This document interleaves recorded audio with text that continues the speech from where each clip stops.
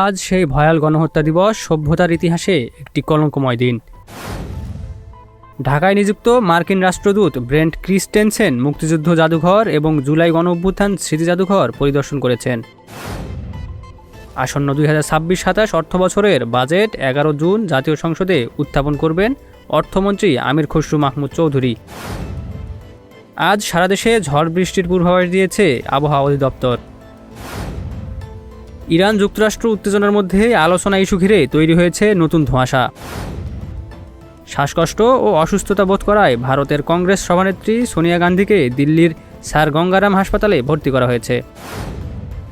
ইরানকে ঘিরে চলমান সংঘাতে রাষ্ট্রদূতকে আরও কঠোর অবস্থানে রাখতে সরাসরি উদ্যোগ নিয়েছে সৌদি আরব। দীর্ঘদিন অসুস্থ থাকার পর মৃত্যুবরণ করেছেন হলিউড অভিনেত্রী ও সুপারম্যান সিনেমার তারকা ভ্যালোরি পেরিন। আফগানিস্তানের বিপক্ষে আসন্ন সিরিজ নিয়ে অনিশ্চয়তায় রয়েছে আয়ারল্যান্ড।